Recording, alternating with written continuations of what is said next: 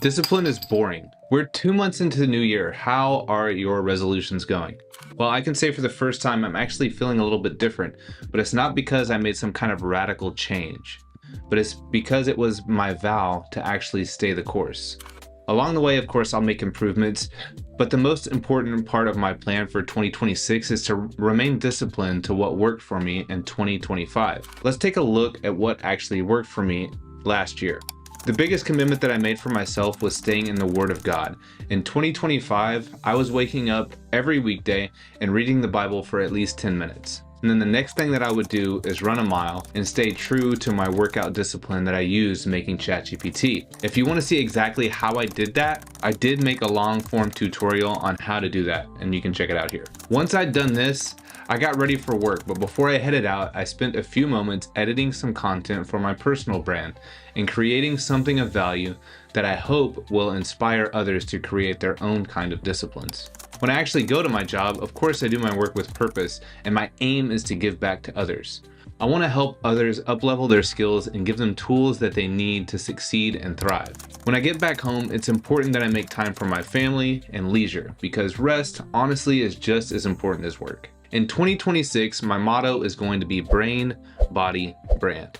And I want to talk to you a little bit about what this actually means. For the brain part of my mantra, I spoke earlier about spending time in the Word of God. 2 years ago, this started as 10 minutes after my run and before I started consulting with a client of mine. Since then, I've realized how important it is to have my mind set and clear before I put any effort towards anything else. About a year ago, I actually adjusted the order of these two disciplines. Now, I get up and make my protein shake and coffee, and I sit down for at least 10 minutes, but usually now it turns into around 15 to 20 minutes in the Word of God.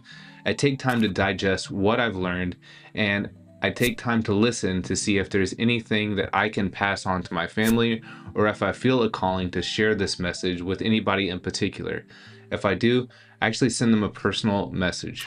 The next step of my mantra is going to be body. This concept started about 3 years ago. Back in 2023, my mantra was anyone can do a mile. My thought process behind this was running a mile is not necessarily enjoyable, but I wanted to get the hard things out of the way first. I knew mentally I would be ready to conquer any daily challenges that I would later be facing. I would do this Monday through Friday before I started anything else. And the main reason for this mindset shift for me was when I looked in the mirror and I didn't like what I saw was looking back at me. I wanted to prove to myself that even this small act of discipline could make a big impact on my life. And it did. My mile went from being 14 minutes to around 9 minutes now. I went from being 187 pounds to 160, and I've since added a workout plan to my daily routine. And I've also taken on a nutrition plan that I use ChatGPT to create as well. You can check this out in the tutorial here if you're interested in seeing that. The last portion of my mantra is brand. I've placed these three concepts in order of what's important to me. I know that if my mind is not where it needs to be, then I'll have no authority over my mind to make myself take care of my body. And if I don't take care of my mind and my body, then I'll not be able to help my family or anyone else that's important to me. My ability to be there for my family is a major part of my personal brand. Let's talk about our personal brand for a minute. I hear a lot of YouTubers and entrepreneurs just in general say, track down your niche and stay in your lane. And there's a lot of YouTubers that will tell you to give your best stuff away for free. I'm really not even sure what any of this means, because I see a lot of those same people, they're just talking in circles and trying to convince you that this is their best stuff that they have to offer. It has taken me some time to discover my niche or how I can support the people in my niche, but this is what I've found out about my brand and my niche. My niche is very small. At this point, I would still consider myself a micro creator or a small influencer, if an influencer at all. I'm trying to build a following in the beverage vendor industry. This is an industry that I've been working in for 15 plus years. And my aim is to support people trying to find meaningful work in this business, or trying to help others who are discovering where they belong in the corporate workforce. After putting a lot of work into building a brand that I could attempt to monetize, one thing that I've decided about anyone's brand is that we all have a unique blend of passions. And the answer of where you belong may not be so obvious when you start, but it will reveal itself to you as you dive in and start to go down the road of self-discovery. My roadmap for how I got to where I'm at right now is all over the place. And if I'm being candid, I'm not even 100% sure that I have figured out where I'm supposed to be quite yet. I'm going to talk briefly about some of the variations that I've been through, and you can find actually all of them or a version of them on this YouTube channel right now. I just won't take them down because I want you to see that it's not as easy to find or define your personal brand as you're discovering it for yourself. 13 years ago, I was really into podcasting. I love talking about music, and I've loved radio from an early age. So I started a podcast so I could use it as a portfolio whenever I was applying for radio jobs. Well, as we can see now, radio unfortunately has died, but my love for media and music, it never did. More recently, I was reading a book about how to turn what you know into some type of income stream. And my love for broadcasting and coaching was reignited. I'm a crazy ADD guy, so I started to throw everything at the wall to see if anything would take and what I could turn into something. At first, I thought I would post my independent music.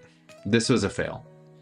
I like listening to my independent music, and a few of my friends like to listen to what I make, but it's not a monetizable skill that I have. Then, I thought I'd post videos about how I make music. This also was a fail. Turns out there's a whole bunch of Grammy award-winning producers that do this exact same thing. Then I thought I'd get back into DJing live events and post that. I didn't really get a whole lot of traction on that either.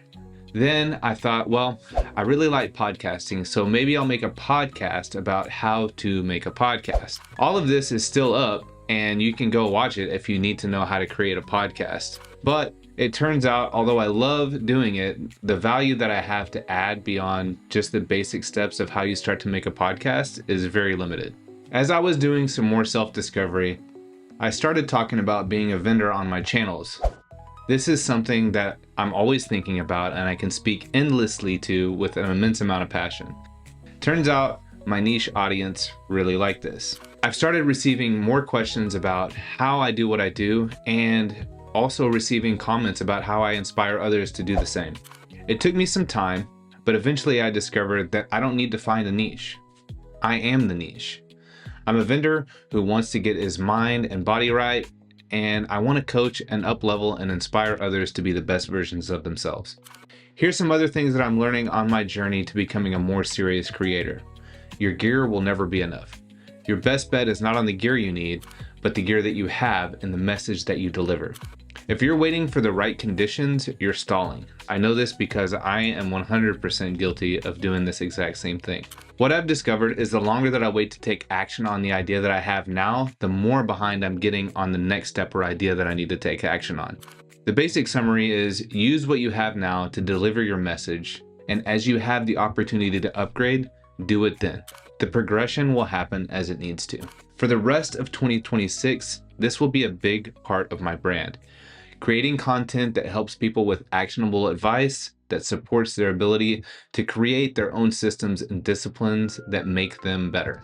I've learned through building a self-discovery community that is now available for you to take advantage of. I am a coach archetype and I'm also a closer, which puts me in the doer category. I enjoy giving, empowering, and taking immediate action against challenges. This new mantra of brain, body, brand comes after a revolution that I cannot give or fill someone else's cup if mine is not full first. You first have to know that you can be disciplined to your own mandates and face challenges head on before you can be confident that you can support or guide anyone else. So yes, in order of importance, I've decided that 2026 is the year of brain. I have to have my mind right before I can face my daily disciplines. Body. I self-impose daily disciplines to ensure to myself that I'm fit to face any challenges that may come later in the day. And brand. Once my battery is completely charged and my cup is full, I know that I'm ready to be there for myself, my future self, and the people that are counting on me. At first glance, this perspective may seem selfish to others, but doing this, you will know that your intentions are to put your best version of yourself out there to the world. If you're not calibrated regularly, you can't offer value to anybody else. You'll end up pushing out a watered down, or even worse, a toxic version of yourself to the world, or burning yourself out altogether. You'll find yourself irritable and unfulfilled. My challenge to anyone who's made it this far in this video is to create your own version of brain, body, and brand. Decide how you're going to show up for yourself daily so that you can give back to the others that need you most. I'd love to reply to any comments or hear about how you have started your own disciplines. And if you have any questions about how and where to start your disciplines, I'd love to respond to those in the comments as well. We'll see you in the next one.